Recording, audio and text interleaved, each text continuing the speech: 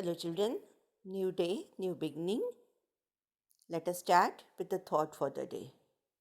Today's thought: 1 year is equal to 365 new opportunities. As we all know, that year has 365 days. Year 2020 being a leap year, you can say 365 new opportunities. And the last week, we ended the topic with the language study and we learned something about adjective. Let us learn something more about adjectives today. So in today's lesson, we will understand about the kinds of adjective. Let me tell you once again, adjective is also known as describing word. And what does it describe? It is used to describe or add something to the meaning of noun or pronoun. Or in other words, we can say that it describes a noun or pronoun in a sentence. And today we are going to learn about kinds of adjective. There are 5, but today we are going to learn about 3 of them. Adjective of quality. It will describe the quality. It can be the good quality or bad quality. House is old. House is new. Good quality, bad quality. The boy is good. Good quality. The boy is bad. Bad quality. So adjective of quality will tell about the quality of the noun or pronoun, and the quality might be good or it can be bad also. Quantity. Quantity is something that we cannot count. For example, let me help you to understand.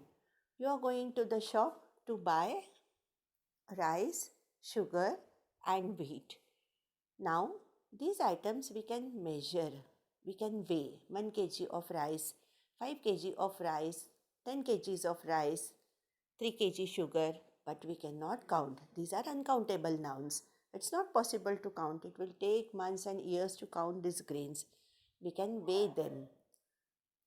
One more example: milk, oil. We measure in liters. 1 liter of milk, 1 liter of water. These are uncountable nouns. So we talk about quantity. I ate some rice. We cannot say that I ate this much grains of rice. We cannot count them. These are uncountable nouns. So we can measure them, we can weigh them, but we cannot count them. Adjectives of quantity tells about the quantity of noun which is uncountable. Adjective of number we can count. For example, today I have 5 chocolates with me. How many chocolates? 5. You can count. There are plenty of roses in my garden. Though here I am using the word plenty, but still you can count them. 1, 2, 5, 10, 50, 100 also it is countable. So adjective of quality will tell us about the quality of the noun. It can be good or bad. Quantity, it will tell about the quantity of noun and it is uncountable noun. Adjective of number, it will tell the number of noun which is always possible to count. Let us see few examples.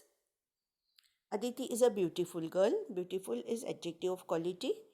This building is new. Again we are talking about quality. If I say the building is old, old is again adjective describing word. Adjectives of quantity. Give me some water. Now it can be a glass full of water, it can be a bottle full of water, but it is not countable. I have enough food to eat. Food we cannot count. Adjectives of number. As I have told you earlier, this is countable. There are 39 students in my class. 39 is the adjective and it is countable. I have many friends. Many here is countable. You can count your number of friends. 5, 10, 15, 20, 25, 30. It is always countable. Even if I say, imagine that you are in the school and the long recess is going on. Many students are playing in the basketball court. Though there are many students, but still it's possible to count. isn't it? Several children participated in the competition. Imagine that you are appearing for a drawing competition in our assembly hall. Though the assembly hall is full of children, we can always count them. Now we use the degrees of comparison: good, better, best. Do you remember the poem? Good, better, best, never let it rest. So these are degrees of adjectives of quality. We use the comparative chart: positive degree, comparative degree, and superlative degree. Positive degree, it's not used for comparison. Comparative degree, when there is comparison between only two. And we always use the word then.